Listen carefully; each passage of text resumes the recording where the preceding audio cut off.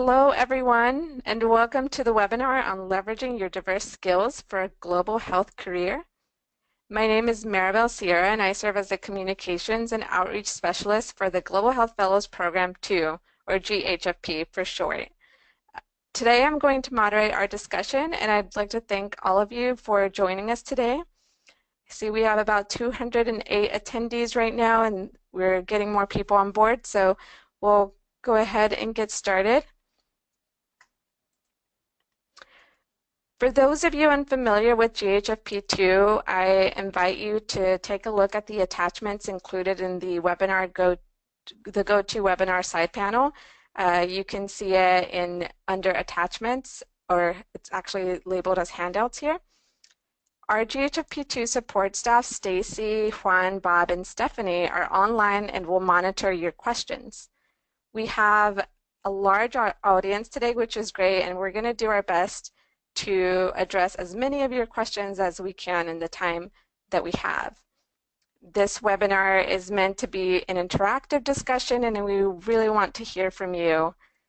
You can pose your questions and comments to Twitter by tagging @GHFP-II or by adding your questions to the chat box in the sidebar.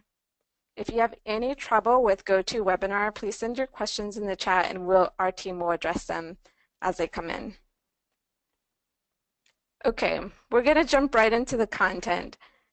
Global health is a dynamic and diverse field, and as such, its professionals need to be prepared with the diversity of skills and experiences that will equip them to solve complex global health challenges. Today we have three of our esteemed fellows, Sarah, Josie, Jason, and our very own GHFP-II recruitment lead, Jennifer Kindy, who will serve as panelists for this discussion. Each panelist has 10 minutes to share their unique global health career journey, skills gained, and lessons learned. We're going to start with Sarah Zizzo today. She's the Health Program Technical Advisor for the Bureau for Africa. So if Sarah's ready, I'm going to pass it over to you. Yeah. All right. Hi, Maribel. Thank you for the opportunity, and hello and welcome everyone who's joining us today. I was asked to speak a little bit about how I got to where I am. So I always had a passion for social justice and very interested in issues of disparities, and I luckily remain very engaged in these topics in my current work. I came to global health from working as a sexual and reproductive health educator domestically for Planned Parenthood of Louisville, my hometown, and decided to make an official career move after serving for 3 years as a Peace Corps volunteer in Lesotho. Lesotho, which is in Southern Africa, has a very high HIV prevalence rate. And although my primary assignment in Peace Corps was working as a secondary education teacher, all volunteers in Southern Africa actually are expected to do some sort of community health and HIV awareness and education work. So actually a middle school platform provided a great opportunity with the 275 students that I saw every day to really do a lot of life skills and health education and work on behavior change type things. But it was also an area with really high food insecurity. There was a lot of lack of access to medical services. You know, the closest health clinic was a 45-minute walk away down a mountain. So not really accessible sometimes for the people who needed it. And I was really inspired by this experience in the community that I lived and worked in, the community health workers that I worked with, the HIV/AIDS support group members that I worked with, and other community leaders who really mentored me and solidified my decision to, in fact, not pursue a master's in education post-Peace Corps, which was one of my options, but to really decide to pursue MPH. So I went to UNC and I got an MPH in maternal and child health. Make the next slide, yeah.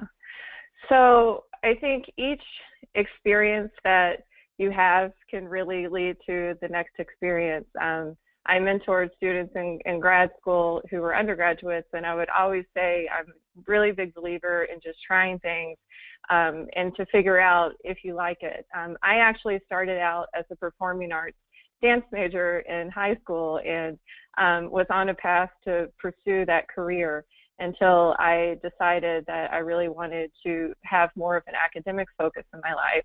And I was always interested in, English and philosophy, and ended up with Bachelor of Arts degrees in both of those things, which I like to think my mastery of the English language is a skill that I utilize now in my job. And certainly all of the work that I've done in Africa and still do, traveling back and forth, I think it translates sometimes and helps me to win friends. After I graduated from undergrad, I was still living in Louisville, Kentucky, my hometown, and I took a job as a government contractor for the Library of Congress, and we worked for the National Library Service creating materials for the blind and physically handicapped. So I did a lot of research, but it was a job that very much I was in an office, mostly reading all day. I had headphones on. I didn't have a lot of contact with other people. And as an introvert, it actually wasn't a terrible job for me, but I really missed having that connection. So I decided to pursue some things sort of on the side to explore some interest and to gain some new skills. And one of those was taking a job with Planned Parenthood. Believe it or not, when I started that job, I had a pretty serious fear of public speaking, and I was encouraged by a friend of mine to really sort of put myself out there and practice it. And it was through this community outreach education classes that I really discovered that I had a love for teaching and facilitation. And then I also took another side job working with at-risk youth in Louisville as an in-home tutor. It was middle school students who were failing their classes, and it was a lot of mentoring and one-on-one and building of remedial skills. And those really sort of indicated to me that an office job, sitting at a computer, not really talking to people was not really for me. And I started looking for new opportunities, and Peace Corps to me presented that opportunity. I had never traveled internationally before. It was always something that I wanted to do. I worked with my recruiter who really helped to find a placement for me that utilized all of those skills that I was bringing. So the education, came into teaching ESL and life skills. I actually had to start a library in my community, so the work I did with the Library of Congress was helpful with that. And then, we were all expected to engage in community health and HIV awareness and education, but it wasn't really until I got there that I realized health is really where my heart is. I care a lot about education and access to services, but I would see kids every day, who came to school on empty stomachs, who were stunted, who had, developmental issues, and I realized that maternal and child health is another entree to try and make a difference in these kids' lives. So I sought opportunities. I think that, another thing in Peace Corps, there were opportunities to take certain leadership positions, and I served as sort of the volunteer HIV/AIDS group representative, and I went to the ministry often or sat in national HIV committee meetings as a representative of the Peace Corps in the U.S. government. And that really gave me an opportunity to engage with other national level development partners that were working in Lesotho and NGOs in the Ministry of Health, which is much more aligned with the kind of work I do now in Washington, which I'll talk about in a bit. So I would really say that was the pivotal experience that led me to make a career change really into a health path, and led me to UNC. And at UNC, I got an MPH with a focus in maternal and child health. And it was during my search for a practicum that led me to DC and to GHFP and to USAID. So I worked as an intern on the Africa Bureau Health team, which is the team that I still work with today. So some top competencies that I think have really, and skills that have been important to me throughout this path. I mean, certainly communication. you know, written, oral, verbal, email world. You know, we WhatsApp at work all the time, as you guys know who work internationally. But it's the ability to speak very clearly to multiple audiences. And one interesting thing about my position now in a regional bureau is that we often have to speak about health issues to non-health audiences. So if we're called upon to brief an ambassador that's going out, you know, to a country, we need to present the health programming and the epidemiology of that country to the ambassador in a way that makes sense for someone who's not steeped in these issues all the time. And sometimes it's actually advocating for why health is so important. You know, working with ministers of finance to talk about why investments in immunization are important and how they have long-term economic effects for the country. So certainly cultural competency, it's not something I feel like I've achieved, but it's something that I'm always working on. I think the ability to actively listen to people is really important, especially if you're working in a setting that is not your own. You know, you need to really be able to ask people what they want and need and hear them, I think. And people respond very well to that. And it's important to inform your own work. Emotional intelligence, I think the ability to sort of, you know, read the room and your colleagues and meet people where they are is something that I value. Diplomacy is huge in my job, you know, not only briefing ambassadors, but we're often convening meetings, we're bringing partners together, we're getting called upon by, you know, the State Department and Congress to write communications. So there's a diplomatic way to represent yourself, you know, and on behalf of the American people. So that's very important in my job. And I think strategic thinking and the ability to see the bigger picture. So I no longer work at, you know, the community level and the grassroots field work, which I love so much, but really up at this higher, you know, 20 billion feet in the sky level that we find ourselves in at headquarters sometimes. But it's really putting together all of these different moving pieces and helping to bring them together. And that's really important for, you know, programming, design, and implementation and connecting the dots.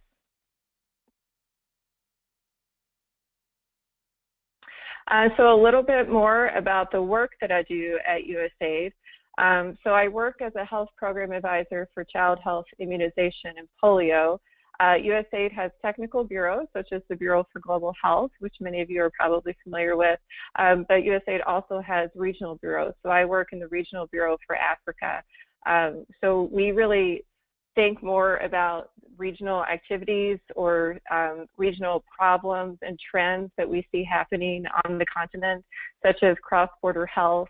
We liaise with regional bodies such as the West Africa Health Organization, the African Union, WHO Afro. I work very closely with the WHO Africa Regional Office, specifically on immunization programming and polio eradication.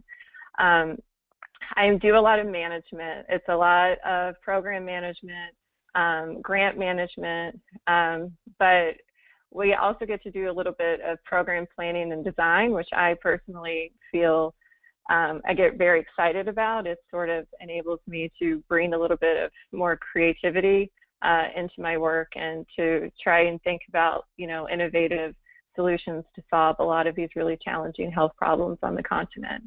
And then we provide support to USAID missions. So, you know, we sit in the headquarters offices in DC, but we have missions, bilateral missions in many countries in Africa, and USAID also has regional missions in East, West, and Southern Africa. So I work really closely with them, providing them with updates from the field, or I attend large regional meetings and I involve the missions, or I brief them about, you know, regional things that are happening and what that might mean for their country. And we really just anything that they ask. We support the missions in any way. Sometimes it's short-term technical support that you go out on a 2-week, you know, contract to complete a certain scope of work, or we provide virtual support from Washington. So that's an opportunity to sort of learn a few countries' programs a little bit more in depth, and I really enjoy that as well. So in addition to working with my own Africa Bureau team, I get to liaise very closely with several teams in the NCH division and the Global Health Bureau, which is really fun. So, asked to provide tips.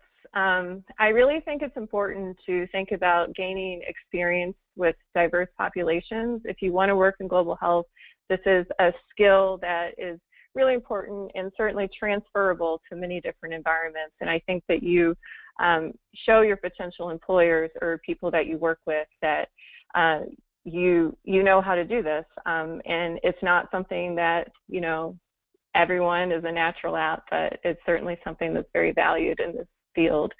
I always encourage people to think very broadly about your opportunities and get involved. I think a lot of the reason why I have the job that I do have today is because I sought out a lot of opportunities during my internship on the team, and really just if it was getting involved in maternal health, HIV integration work, which I just found really exciting, and I started joining that group and that piece of work by volunteering to show up at the meetings and take notes and disseminating them and getting to know people, and that enthusiasm and willingness to learn, people respond very well to, and they're happy to teach you and to bring you to the table. And I think be intentional about the type of work you want to do.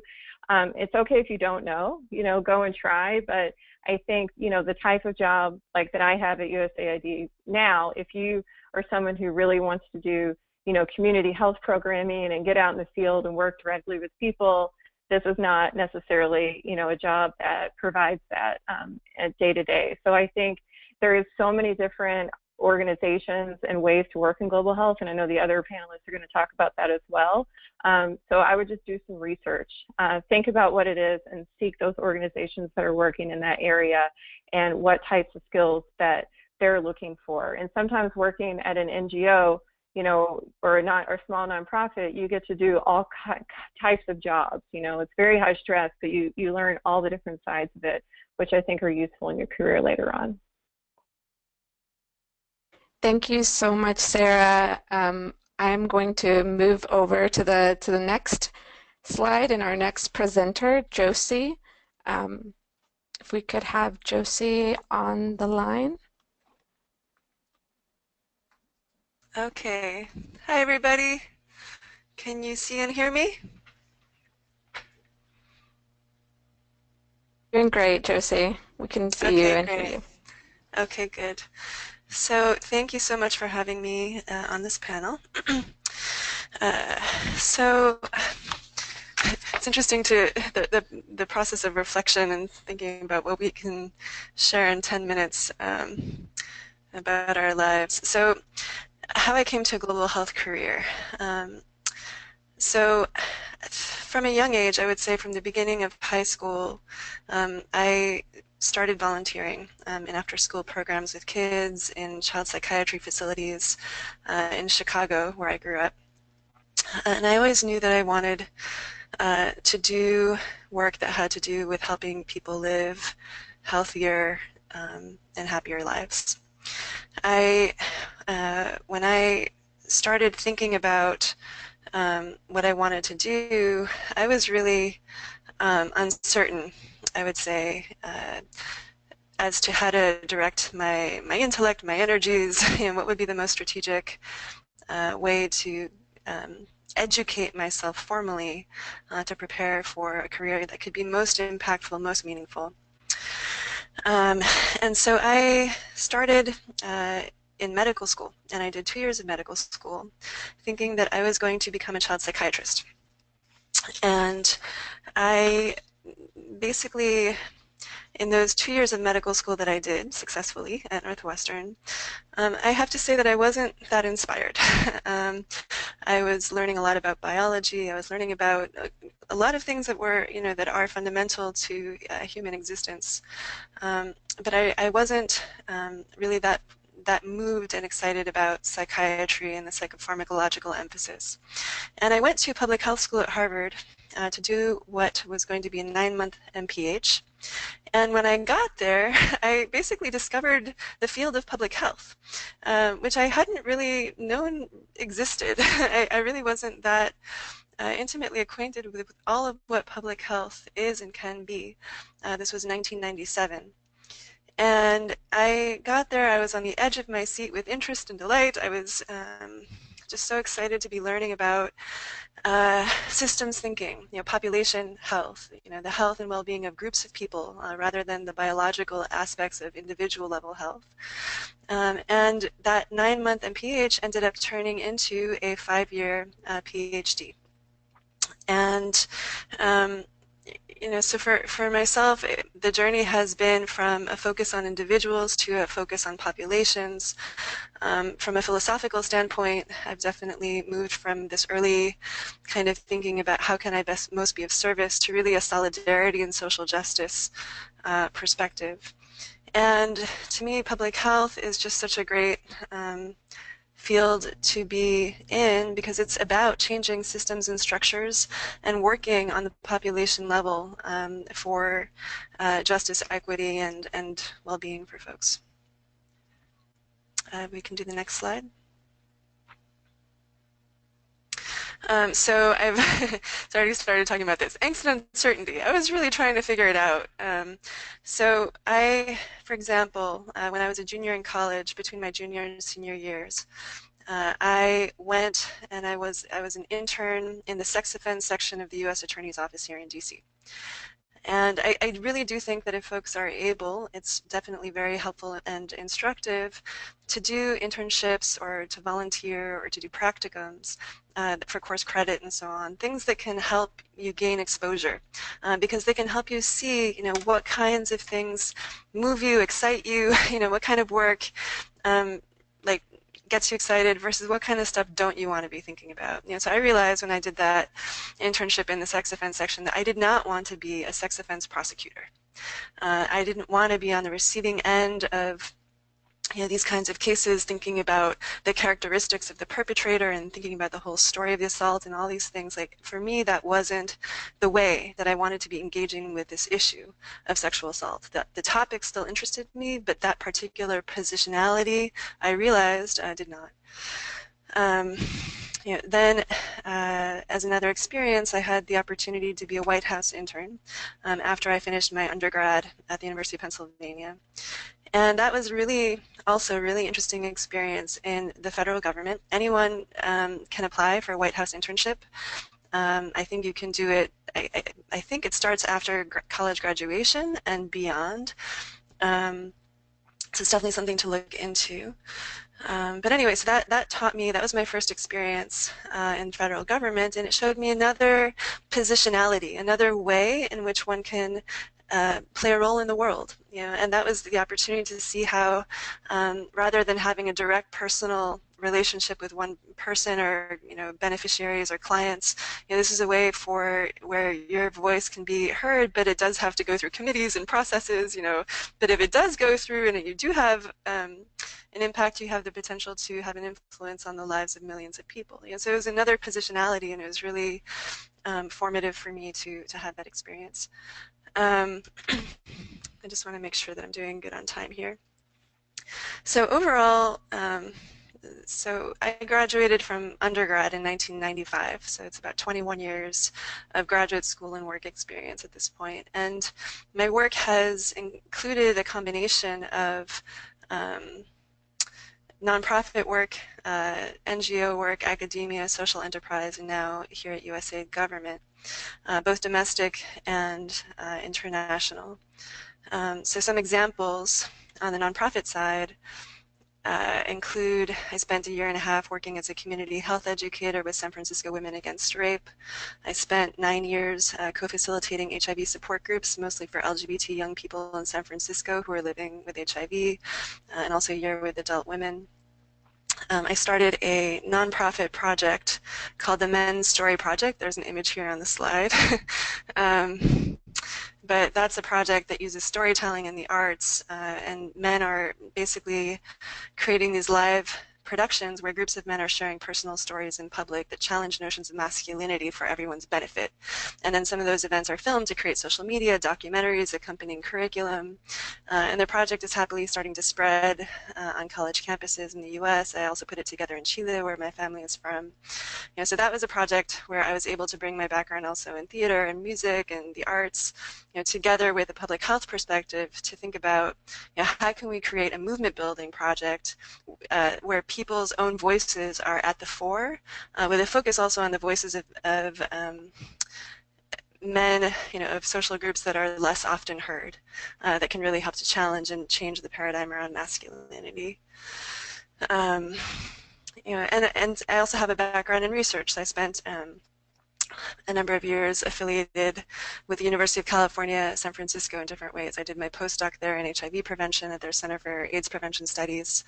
If we can stick on that slide for a second. And my dissertation was on the relationship between mental health and sexual health for teenagers, and also mental health and domestic or intimate partner violence for adolescent girls. So I guess all of those things to say that everything that I have done has informed other work, and I think that as we move through our careers and just life in general, our understanding and the way that we think about life and the world will evolve. And then, and along with that, hopefully the kind of work to do and the kind of work that we're able to do will also evolve. So for me, for example, having volunteered to co-facilitate these HIV support groups, that experience is fundamental to shaping the Men's Story Project. The work that I did at San Francisco Women Against Rape helped me to create a study in Chile, which was the first quantitative study of sexual assault and dating violence on a college campus. So for me, this synergy of prevention and response work has always been very important to me, and it's also fed my soul, like I will say, on a personal level, because I am not someone who's meant to only be working, in front of a computer as a researcher or on the policy level, and I think that, we can have that balance in real time, like in our life on a day-to-day basis, or we can have that balance sequentially, where for a period of time we're working directly with with kids or with clients, and then maybe at another phase in our life we're working at this more, government, or as Sarah said, like the 1,000 feet level, so, but for me, like having a balance or a synergy, whether it's simultaneous or sequential, has always just felt really important. And I really like this Steve Jobs quote, and it's kind of paraphrased here, but he gave this famous commencement speech at Stanford where he basically says, he's telling these graduating students, you don't have to figure it all out now. Like, you do not have to have your 25-year plan for life. Like, so long as you are following your passions and you are doing things that feel meaningful to you, that there is integrity in that is honest and beautiful, and you can figure it all out how these dots are connected in retrospect. Don't worry about having to have the most logically organized life according to some external observer, because what you want to do is the most important thing. Next slide. So here I put a set of competencies, but also skills. And so just on the basic skill level, I think for me, definitely working in public health, the basic tools of public health are very helpful for working in public health. So having a basic grasp of, epidemiology, of theories of social and health behavior change, understanding how public health programs can be designed and evaluated in ways that are rooted in social science research methods, so they're going to be sound and solid, based in reality rather than our own, sort of less informed opinions. Systems thinking, I think it kind of connects actually with the social justice lens. So just thinking about how things are interrelated.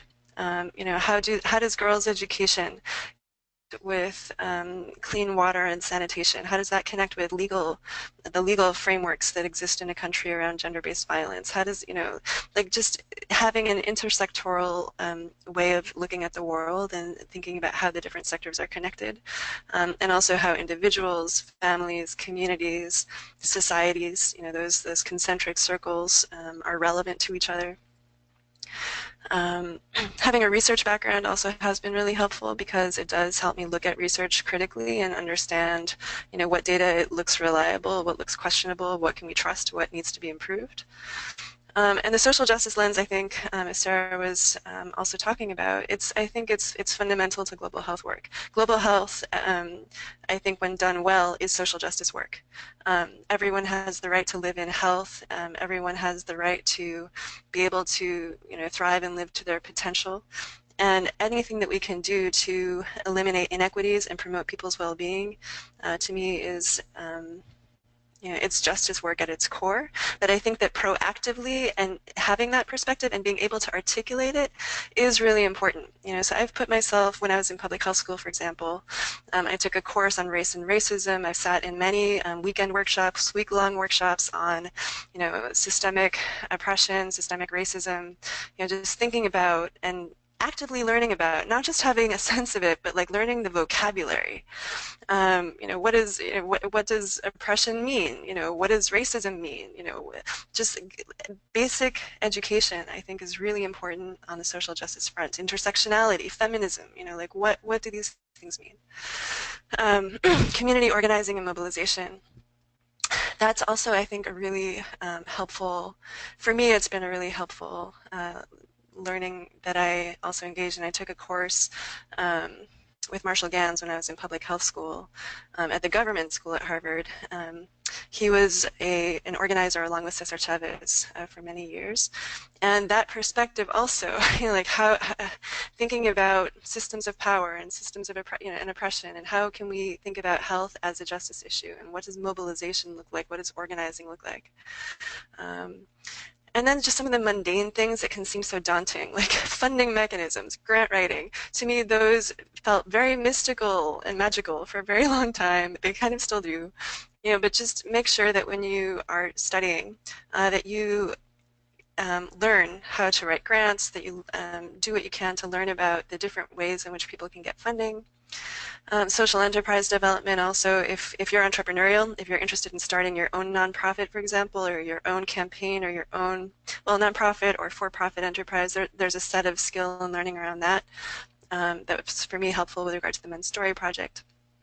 And other projects that I've been part of. And then finally, interpersonal skills, like Sarah was mentioning, they're absolutely essential. So this is interpersonal work. Health can be very intertwined with people's values, with community values, and we have to learn definitely how to communicate in ways that will be sensitive, emotionally intelligent, like Sarah was saying, culturally competent. Humility is a very good thing to have when doing this work. And teamwork, and balancing, when are you part of a team? When are you taking a leadership role? The topic of diplomacy, health diplomacy, when you're talking with community members, maybe who have different value systems, how do we navigate that so that we can get to goals that are that feel supportive of health. So that's a big area too. Next slide. So at USAID, I started here actually in mid-June, so I am quite new. I'm a senior gender advisor in the Office of HIV/AIDS. And so in this role, I'm providing technical assistance to teams in the Washington, D.C. headquarters and also in the PEPFAR countries. PEPFAR is the President's Emergency Plan for AIDS Relief. And it's about how do we integrate considerations with regard to gender and gender equity, gender-based violence prevention and response, and issues pertaining to members of the LGBTIQ community. How do we integrate that into HIV prevention and response programs? And how do we integrate, for example, gender-based violence and HIV prevention and response efforts? So it's definitely been very stimulating, and it feels like a privilege to have the opportunity to do this work. Next slide. So overall, what I would say is that global health is an incredibly broad field, and there are infinite ways to get involved, especially if you have this systems thinking type of approach. So you can work directly, in the field, in a nonprofit organization, or in some for-profit organizations, working directly, as an educator, as a healthcare provider, and just so the many different levels at which you can be working, from the field all the way to the international headquarters of a large entity, government or nonprofit or private, and infinite topic areas. So I really think that, for me, I will say this quote at the bottom actually was quite inspiring. I have turned to it more than a few times in my life, where it says, don't ask yourself what the world needs. Ask yourself what makes you come alive, and go do that, because what the world needs is people who have come alive. So what are some of the gifts and the talents that you have? What are some of the ways of relating and working that give you joy? What do you find meaning in? Not what's easy or necessarily titillating, but like, what really do you find a deep sense of meaning in? And yeah, that can be a good guide. Thank you. All right, thank you, Josie, so much for your input on that. Next, we're going to move to Jason. Jason, could we have you switch for us, please?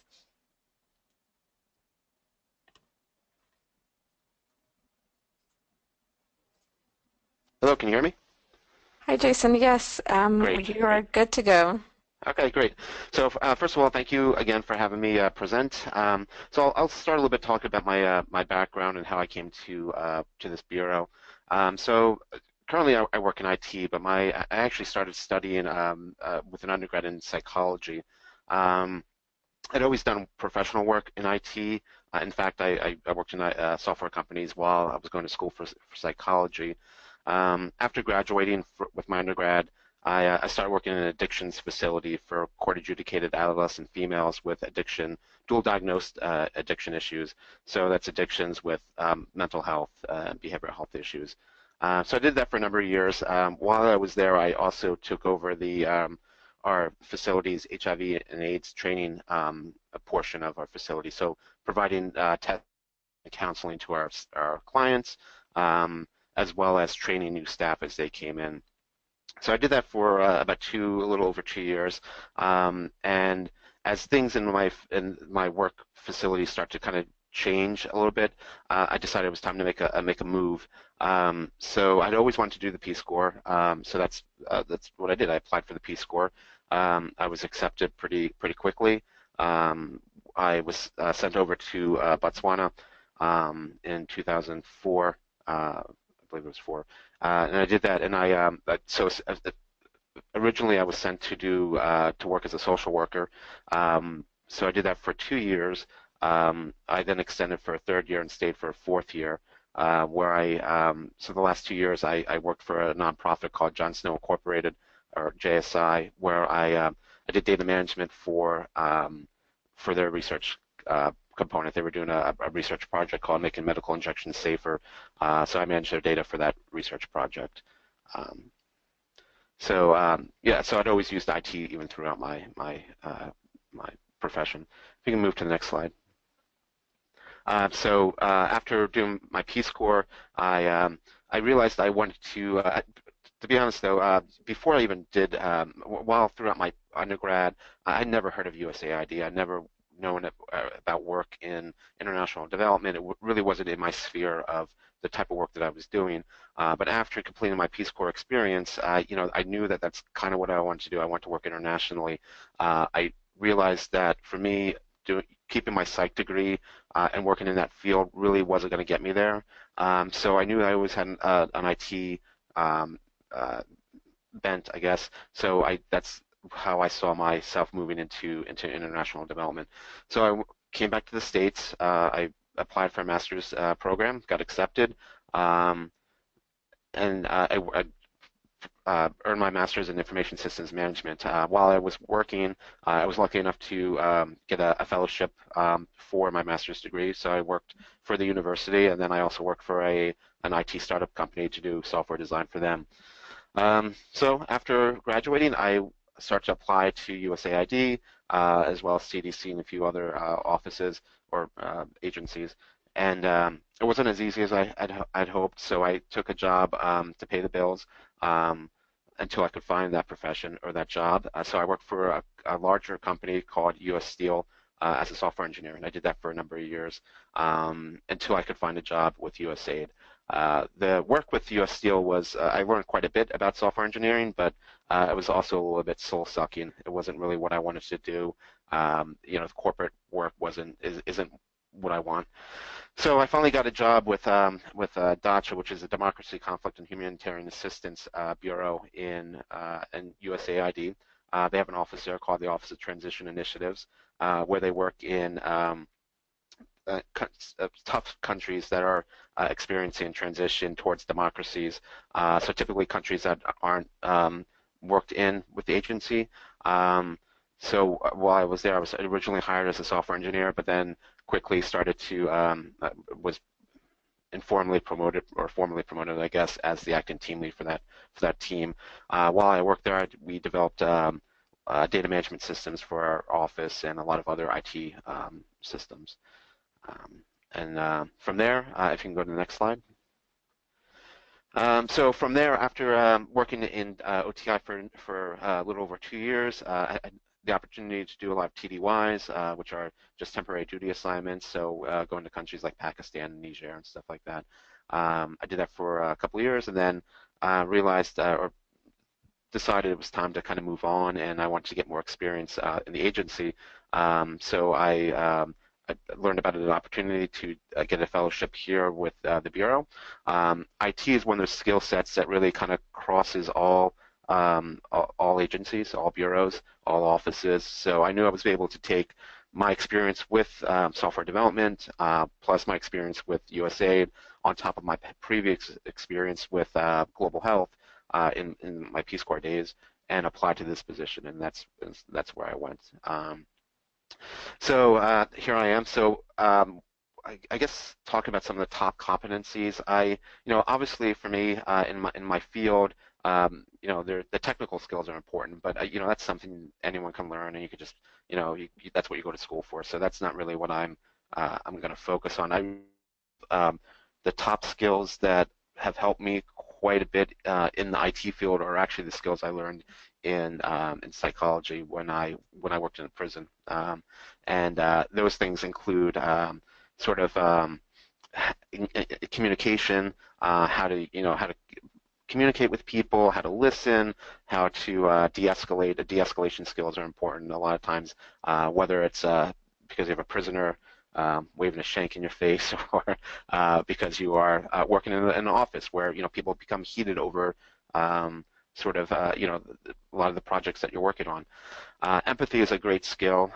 Being able to work and empathize with your colleagues and sort of kind of understand where they're coming from, and to kind of use that to facilitate cooperation and fellowships, I guess. Leadership skills are always important. Being able to be a leader, to be able to have people not just have a vision about what you're trying to accomplish, but to have people, or to get people to follow you, so that you can accomplish your goals. I think ability, and with that, I think the ability to assess people and situations is really important. Be able to walk into a meeting and kind of assess the people that you're going to be presenting to, knowing, or having an understanding of, what it is that people want to hear, what they want to see, and how to kind of win them over to whatever it is that you're trying to accomplish. So that's, again, that's verbal, nonverbal skills, body language, things of that nature. And I think ultimately too is to have the drive to see your vision through fruition. So particularly, in my field, while everyone kind of sees the need for these type of skills, they don't always understand what it is that they want when it comes to IT. You talk to a particular office, they know they need data management assistance. They know they need IT assistance when it comes to building that software, but they don't really understand, or they may not really understand exactly the full details of what they want, and that's where I play a part in creating a vision and ensuring that vision is completed. So we can go to the next slide. With my work here at this bureau, I came on as a senior information systems technical advisor. I sit in the P3, or the policy programming and planning office. Our office supports all the other technical health offices. So within our office, we have our M&E, measurement and evaluation portion, as well as IT. And of course, I'm sure you can imagine, there's a lot of crossover between the two. So I do a lot of different things. I spearhead our open data requirements in our bureau. Our agency, or in fact, all agencies are now required to provide research, the data that we pay for as an agency, to the public. So I spearhead that. So I have developed our policies around that area, which included, obviously, again, support from our various technical offices, which isn't always as easy as it sounds. I also work with our senior leadership to sit in on agency IT meetings where they may need someone to sort of translate this, what they hear. One of the bigger projects I work on currently is a cross-bureau data management and data collaborative project where we're looking to start managing our data across our entire bureau and to come up with a set of tools to not only collect and store that data, but allow for the sharing of that data. And then I also work with our various offices for smaller IT projects, assisting with regulations with our CIO and building databases and systems as needed. So I'm not sure if I remember another slide, but if so, you can switch to the next. I think one more. One more, okay. Career tips. Yeah, so this is kind of obviously if you're here for IT, right now is really and has been IT, data management, data analysis, just really our agency, and I think this is true for a lot of agencies, or even just across even the private sector, difficult to find people with these skills. If this is something you can do, this is something that you enjoy, I don't think it's just a matter of time before you find the position that you want. So there's that.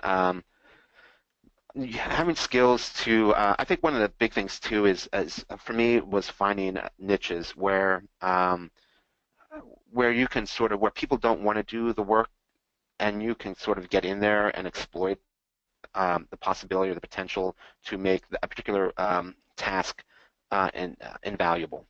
So for me, when I worked in this prison at the start of my career, no one really wanted to work with our clients to test them for HIV and AIDS. This was in this was late 90s, early 2000s, I think, and even then, of course, the field had progressed quite a bit, but even then, people didn't want to do that type of work. So it was something that I had always had a passion to work in, and it was something that I was not afraid of or concerned with, insofar as just some concerns that other people had. So I took that opportunity to take that job on, and then I was able to get trainings out of that and get certifications, and then so when I applied for the Peace Corps, I was a shoo-in. And so finding niches within your organization that people don't normally want to work in, I think is good. I also think too that what's important is taking time to get to know your organization and the surroundings and the people you work with. So I think that's important. I think it's easy to sometimes we get these new positions, these jobs, and in IT, it's not unusual to jump from profession to profession. So I've done this for a bit now. It's not uncommon for people to kind of get a new position and really kind of want to jump in, as I say, with your feet hitting the ground and just taking off without sort of doing your due diligence and starting to really understand the nuances of where you work and who you work with, not just the people you work with in your own team, but across your teams and across your organization. So taking the time to do that, and in fact, not doing that can oftentimes be a detriment to your progress. So yeah, and whenever opportunities you get, when it comes to training, certifications, anything that's going to help you professionally, particularly if it's paid for, I mean, do it. You'd be foolish not to, So Thank you so much, Jason. Thank you. Of course. Jennifer, are you ready to take on the next slide? Yes, I am. All right, so we'll have you next. Thank you, and thank you all for joining us for how to use your diverse skills for a global health career. One of the questions that I got that I'll speak towards is what global health recruiters look for in a potential candidate. And the biggest, of course, is the relevant experience. Looking at the scope of work, looking at what the employer is looking for most times. If hopefully you're all signed up with our listserv and receive our job descriptions and position alerts, is the first thing is to take a look at what the job is asking for the person to do. Take a look at it, see if you have the relevant experience. The next I'll talk about the transferable skills, but the first part, of course, is to take a look at do you have the skill sets that the job description is asking for, because you will have to describe how you can do the job based on what they're asking for. And how have you, if you do, how have you described this experience? Is it clear to the reader? You can imagine us as recruiters receive hundreds of resumes, and we want to make sure we're only providing to the hiring manager the people who have the skill sets and experience that they're looking for, who can perform the job. So make sure it's clear to us and to anyone who's reading that it's, even if it's transferable, how relevant it is to the job description. Next slide, please. Okay, so how can skills and experience with a non-global health focus transfer over to a global health career? There are lots of ways, and I don't know, and some of the other panelists later can speak to this. The government recognizes the areas where private sector is probably ahead of the game, and they will seek that expertise. Even if it's not in the global health. One of the examples is supply chain. We know some of the best supply chain companies are definitely not the government. So Mercedes-Benz, Walmart, and many others, I think, are some of the skills, some of the resumes we'll be looking at. So those are just ways to take a look at how can my work transfer, how can what I'm doing transfer. Again, looking at the scope, we talk a lot about tailoring resumes. Take a look first and then look at your resume. In a lot of cases when we talk to candidates, they will talk about skills and experiences that are not represented on their resume, that are actually relevant. So make sure you take a look and see what would be relevant, and make sure it's included if you have it in your resume. Also, don't leave out, again, the same thing, don't leave out anything that you deem not relevant, unless it's honestly completely irrelevant, meaning maybe you worked at McDonald's and this has nothing to even do with food, what you're applying to. So making sure it's relevant, and ask around if you're not sure. If there's anyone who can help you with trying to figure out where some of those transferable skills are based from your past experience would be, ask around about them. We also offer informational interviews. You can sign up on our website and we can have these conversations with you and help you figure those transferable skills. Now, what are some of those skills? Like I mentioned, supply chain is just one example of an area. Program management, I think some of the panelists mentioned program management experience or project management experience, project coordination experience. Research, for those who are coming from academia as well, who've done research work. Maybe the topics aren't necessarily in public health or global health, but again, the research skills are relevant, and not just if you're applying to a research position, but even other positions may require someone who has that background, who has, let's say, statistical skills. Pharmacy experience, we've been seeing this a lot. We just actually posted a position for a pharmacy advisor that we haven't also seen, but they're now looking at people, again, with supply chain. How do we get the products whether it's immunization, medication, or other medication to where it needs to go in a timely manner. And a pharmacy background would be helpful as well. So we're seeing that as well. Clinical work, we do get a lot of this people asking about their clinical work, and if it's relevant, it's definitely relevant, especially in a public health or global health arena. Business skills, being able to, like one of the panelists mentioned, understanding funding, maybe proposal writing, grant writing. That's again very relevant. Health informatics, I think Jason has that background. So IT, again, it could be relevant. Data analysis, data visualization is a big deal nowadays. People even with law degrees, we've hired lots of people who have law backgrounds, maybe who go into policy or other areas. So there are lots of different ways to take advantage. Social media is obviously a big deal nowadays. We are seeing a lot of, whether it's a communications position, which we do have, making sure that you can utilize social media. Behavior change communication, that's an area where we've seen people coming from radio and TV. How do they, and this helps in how they communicate health issues or help change behavior of certain groups and communities. So those are just some of the areas. Next slide, please.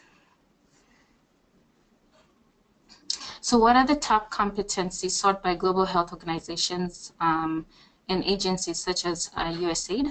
We actually did a study, and it's one of the handouts that you have available to you. And we found out that a lot of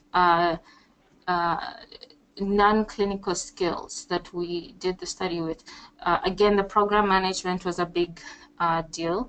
Monitoring and evaluation expertise, communication with client counterparts in the community as a whole, strategy and project design, collaboration was a big deal, and I think all the other panelists talked about. I think there's a lot of work in this area in global health is about collaboration, teamwork, being flexible. I think that's probably the biggest deal, and we've experienced this throughout with all the fellows that we've brought onto the program, that this is definitely an essential skill to have. Another one I'll touch on is cultural competency or sensitivity. Of course, a lot of the work is being done in different countries, being sensitive to how you work with people, maybe understanding the culture much better to see how to best reach and convey messages that will be accepted and by the community, because you can bring different ideas and programs, but they may not be adopted by the community if it's not done in a manner where they would that's acceptable to that community. Working with resource constraints, similar thing to, and this can be done by volunteering. You've heard also a lot from the panelists about volunteer work. If you don't have a chance to go overseas, there are lots of volunteer opportunities, especially if you're in school. Take internships, do some volunteer work to help enhance your experience in public health and around your communities, whether it's working with immigrant communities, etc. Being creative, capacity building, just some of the areas. Public speaking that Sarah mentioned is actually pretty a big deal. There's always there's always a requirement to present in various situations for most of the fellows. Both the writing and the presenting is actually a very big requirement. And I think that's it. Thanks. Thank you so much, Jennifer. I'm going to turn now to the panelists and take a look at the questions that we've already received. We've gotten a lot from the chat and from the questions part of the GoToWebinar panel that's included in this platform. So I am going to start with a question that was asked by Twitter. Feel free, for those that use Twitter and want to post a question online, tag us at GHFP-II. If we don't get to it today, we'll try to get to it post-webinar and answer your questions there. So the first question that we have here from Twitter is, what are the differences between working for the government, such as USAID, and working for NGOs? What questions should we ask ourselves to identify a good fit? Panelists, anyone want to chime in? So this is Jason Wasinski. I've worked on both sides of the agency, whether it was with the agency or with a partner of our agency, which is typically a nonprofit or an NGO. For me, at least in the IT world, I think it's benefits and salary is usually the difference. But you know, it's if you're a partner with, if you're working for, this is kind of a good question too, if you're looking for how to get into USAID. A lot of the work being done, particularly in the field, isn't always done by direct hires. It's done by partners, implementing partners. So while it may be difficult to find positions by going through USAID jobs or through USAID to look for professions or jobs, identifying like who our partners are and maybe applying through them. This is Great. Josie. This is Josie. I think another thing to think about is when you work in the government, you become a representative of the government. And so you can do, and so there's a question I'm thinking about, do you want to be a government representative? Do you agree enough with what the government represents in your area of work that you want to be a representative of the government? Or do you have it in you to, to try and diplomatically be an intrapreneur rather than an entrepreneur, an intrapreneur, and do the work of advocating for change within the government that you'd like to see? So NGOs sometimes have the freedom, to conceptualize projects, apply for grants, think about what they'd most likely be liked to be doing in the world, and then when you get your funding, you get to go do it. The government is just a different way of working. Thanks, Josie. Those are great responses. I'm gonna go to a question that comes also from Twitter, from Global Health Corps, and they would like to know, what is some advice for people with non-healthcare related degrees for getting into public health fields? So thinking about those non-healthcare folks, those in IT, maybe those in supply chain management, how can they get into a global public health field? So this is Jason. I can again speak from my perspective in IT. It's kind of ironic. So when I had graduated with my master's, and I said that I was kind of looking to get into USAID, not particularly global health, but just USAID in general, and it was difficult to find a position. When I finally got a position with USAID, the first thing they said was, we've been looking for an IT person for a number of years now. So knowing where to start kind of searching for jobs, because some of the websites aren't that great, USAID jobs and whatnot. So it might be helpful. Looking at who are, doing some research on who our implementing partners are and working through them or applying through them. This fellowship. Hi. Yeah, hi, this is Jennifer as well. Networking as well is is another way to start creating those networks of people. And we also provide some international development career resources, and that's also part of the handouts that you should see on this webinar. Thank you. Yeah, and I think this is Sarah, if I may add, to the networking piece, there are many conferences that if you volunteer to help with a setup or working at tables or other things that might be needed, you actually get to attend for free. And that's something that I actually took advantage of when I was in graduate school. I know these things can cost a lot of money to get access, to get in the door, but they may be something that you want to explore, to be able to attend a conference, to hear what different organizations are doing about a topic that you're interested in. And it provides a really great opportunity to meet a lot of people working in the field that you want to get into. And that's a great response, Sarah. This is Maribel here, because we did have someone ask us a question on what are some good ways to connect with mentors as a post-grad. So I think that speaks to that and taking advantage of the conferences. Yeah, and sometimes also just another couple of suggestions around transitioning into a career in global health. As we were mentioning before, I do think like internships can be really helpful, or also I took a certificate course at Johns Hopkins one summer, like a 3-week course. And so there are short courses. You can look at summer programs of public health schools to see if they offer short courses. Could be another way to beef up your resume. That's great. Thank you, Josie and Sarah and Jason. We've had a couple of questions actually about language skills, and we'd like to find out, how important are language skills in working in global health, and do you need to know a second language? What role does that play in pursuing a career domestically or abroad? Any takes on language skills? This is Sarah. It certainly helps. I think that is one thing that Peace Corps provided for me, but I learned Sesotho, which it was similar actually to what Jason learned in Botswana, but it's not necessarily transferable widely across Africa as, say, French would be. But in graduate school, I took the opportunity to study Swahili because I knew I wanted to have an African focus.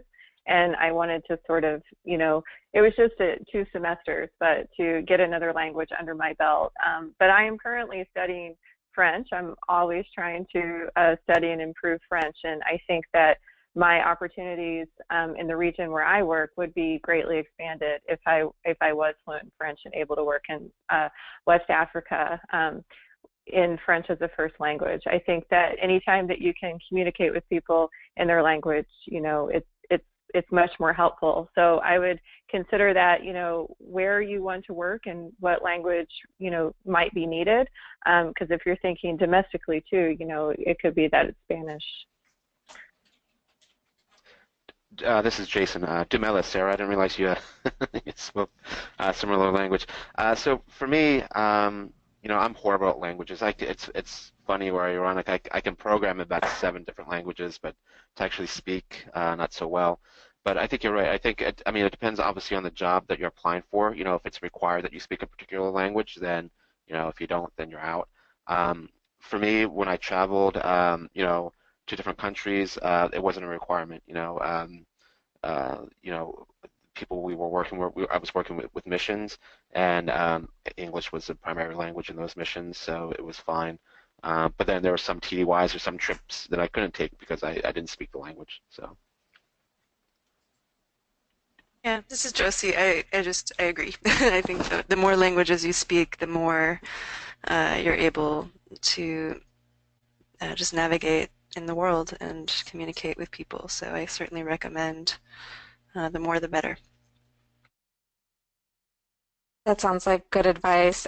Switching gears a little bit to a different type of skill set, we have several folks joining us today who have clinical experience and some RNs, maybe some pursuing their doctor's degree, their MD. So I was wondering if you had any advice for how to integrate those clinical skills into global health from a recruitment perspective or from your own personal experience. Josie, I think you talked about this a little bit, so I'll go back to you all for this. Yeah, so I recently met a physician, an MD, who told me that because she had an MD, she could teach any public health class. And I kind of laughed internally.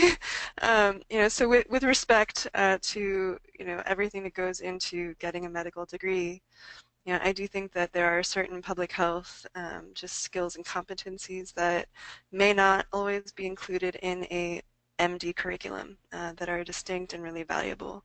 So I think that if you want to go into global health, it's not necessary to get an MPH, but I think at least maintaining an openness to learning about epidemiology, biostats, research, policy, systems thinking about how laws and policies and social norms, the sort of the social science of program design and evaluation that includes formative research and indicator, like there's a whole world of public health that is distinct from the study of individual biological health, right? And so medical school curriculums hopefully will address this, but to an extent. But so I would just say maintaining that awareness that there's just this other body of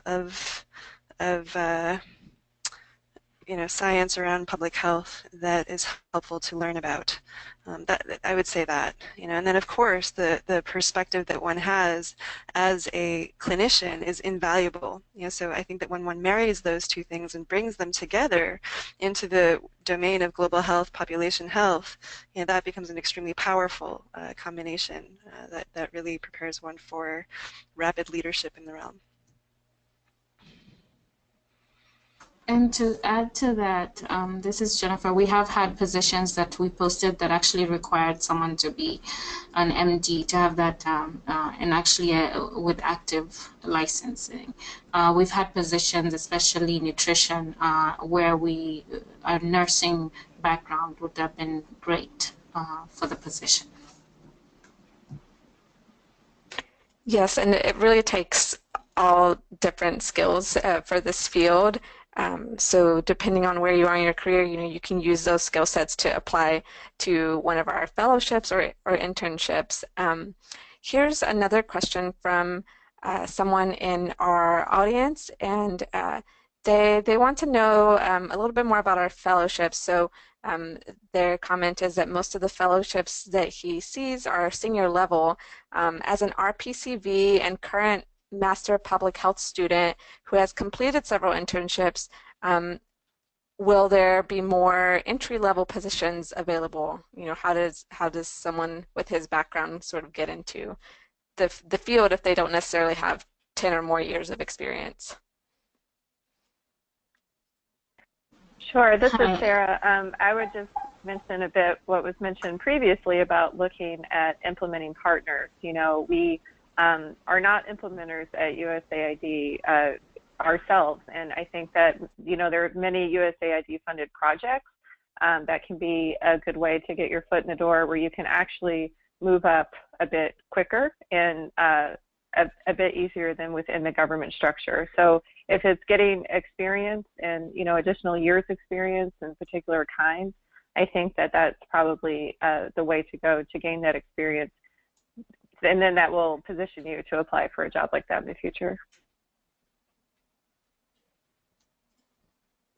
And yes, we do every so often also have entry-level positions, but checking, and again, we have these resources that we've provided as a handout with some of the areas you can actually go to find more entry-level positions. Thank you, Jennifer. So we have time for one more question, and this is about some of the math skills that were mentioned, or maybe not mentioned necessarily, but the data analysis and what role that plays in global health, and how those opportunities, how does this prospect of those jobs look like for people that have these analytical skills? Yeah, so this is Jason. I think the prospects are strong, whether it's with USAID or our partners or just private sector. These are skills that our agency and just the companies in general are seeing now that they need to start investing in not data collection, because we have so much data now. I mean, we have data coming out of everything. I mean, there's no limit to the amount of data that we can collect. It's there. It's making sense of that data. It's having the systems in place to manage that data, to store that data, to then recall that data to be used in a meaningful way. And then, so that's at the data management side, but then also having the skills and the knowledge to analyze that data and then to kind of feed that back into the projects and the programs that we work on, so that we can have sort of a meaningful just to evolve how we manage our projects and whatnot. So yeah, I think we're just at really the beginning of what this field can offer. So unfortunately, we don't have much more time for questions, so we're going to wrap up here. I encourage you all to visit our LinkedIn page to stay connected to what's going on in the world of GHFP-II, especially the new positions, both fellowships and internships, what the requirements look like, what the application process looks like. All of that will be on our website or LinkedIn or any of our other social pages. I also want to make a plug for informational interviews, which can be scheduled at any time by visiting our website, GHFP.net. We will be at a few conferences this fall, so we look forward to seeing you there if you're attending HACU, Hispanic Association of Colleges and Universities, or APHA, which is the American Public Health Association annual meeting. So we'll try to get more information on our website pretty soon for you to see, but in the meantime, go ahead and take a look at those informational interviews. And finally, I want to thank our panelists again. Thank you so much for your time and for sharing your experience. I think this has been very valuable to a lot of folks that might be coming from similar backgrounds or have some of those same questions that you had as you were coming into the field.